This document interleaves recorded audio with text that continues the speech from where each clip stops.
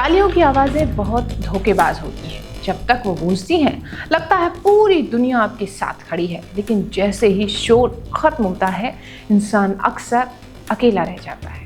महाराष्ट्र की लोक कला की दुनिया में एक नाम ऐसा ही था जिसकी एक झलक पाने के लिए गांव में मेले लग जाते थे।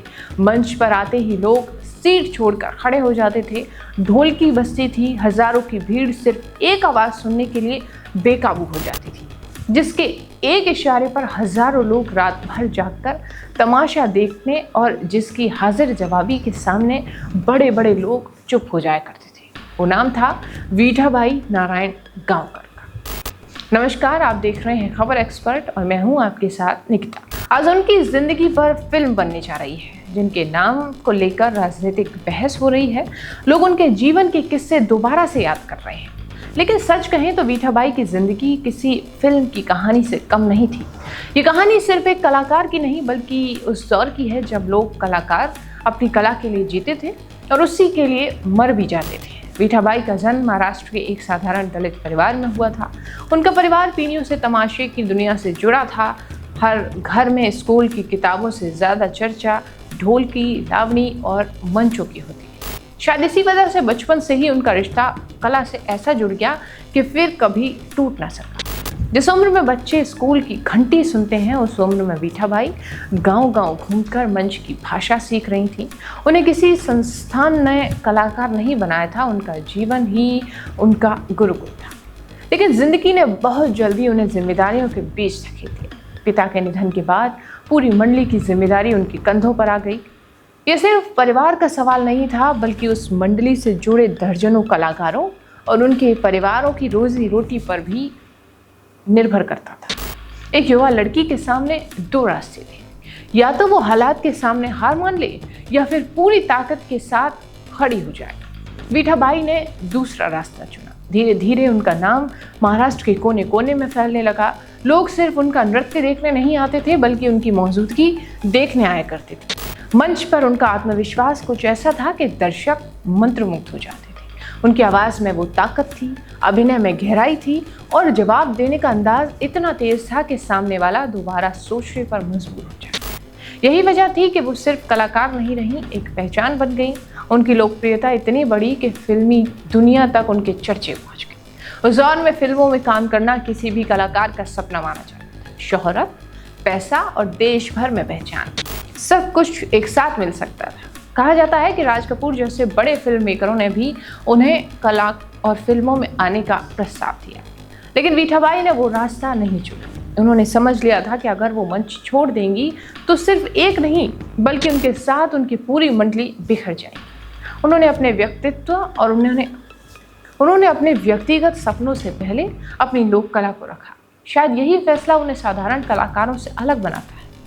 फिर उनकी जिंदगी में एक ऐसा क्षण आया जिसने उन्हें हमेशा के लिए अमर कर दिया।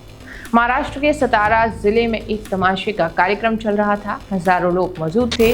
विठाबाई मंच पर प्रस्तुति कर रही थी, तभी उन्हें प्रसव पीड़ा शुरू हुई। वो मंच से उतरी, कुछ देर के लिए गायब रही।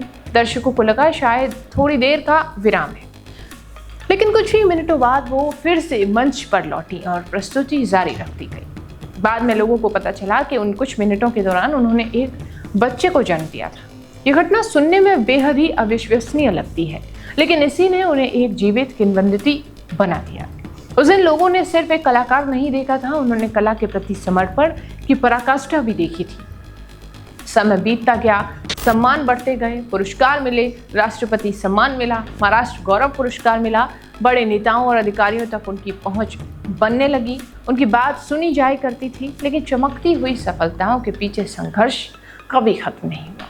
तमाशा देखने वाले लाखों लोग थे, लेकिन तमाशा करने वालों की जिंदगी हमेशा आसान नहीं रही, खासकर महिला कलाकारों की तो बिल्कुल नहीं। समाज उन्हें मंच पर सर आंखों पर बैठाता था, लेकिन मंच से उतरते ही वही समाज उन्हें शक की नज़रों से और तिरस्कार भरी नज़रों से देखता था। विठाबाई ने ये सब झेला, अपमान भी सहा, आर्थिक कठिनाइयों का सामना किया और निजी जीवन में कई कड़वे अनुभव भी देखे। फिर एक समय ऐसा आया जब तमाशे की दुनिया बदलने लगी। सिनेमा और टेलीविज़न ने लोगों का ध्यान अपनी ओर खींच लिया। जो भीड़ कभी पूरी रात तमाशा देखा करती थी वो अब धीरे धीरे कम होने लगी थी। कलाकारों की आमदनी घटने लगी, मंडलियों को चलाना मुश्किल होने लगा। मीठाबाई ने अपनी कला को जिंदा रखने के लिए कर्ज लिए, संघर्ष किया, लेकिन हालात लगातार कठिन होते गए। सबसे दर्दनाक बात यह है कि जिस महिला ने हजारों लोगों का मनोरंजन किया, जिसने लोक कला को नई पहचान दी, जिसने पूरी जिंदगी दूसरों के लिए मंच सजाया, उसी महिला के जीवन का अंतिम अध्याय आर्थिक तंगी और बीमारी के बीच बीता। हालात यहाँ तक पहुँच गई कि इलाज और अस्पताल के खर्च तक चिंता का विषय बन चुके थे। आखिरकार साल 2002 में मीठाबाई इस दुनिया को अलविदा कह गई। लेकिन कुछ लोग मरकर भी खत्म नहीं होते। मीठाबाई उन्हीं में से एक हैं। आज भी जब महाराष्ट्र में तमाशे की बात होती है तो उनका नाम सबसे पहले लिया जाता है। उन्हें प्रेरणा मानते हैं और शायद आने वाली फिल्म का सबसे बड़ा उद्देश्य भी यही है कि नई पीढ़ी उस महिला को जान सके जिसने अपनी पूरी जिंदगी कला को समर्पित कर दी। क्योंकि इतिहास में कलाकारों की कमी नहीं हुई, लेकिन मीठाबाई जैसे कलाकार बार बार पैदा नहीं होते। वो सिर्फ तमाशे की महारानी नहीं थी, बल्कि उस मिट्टी की आवाज़ थी जिसने मंच को अपनी जिंदगी बना लिया।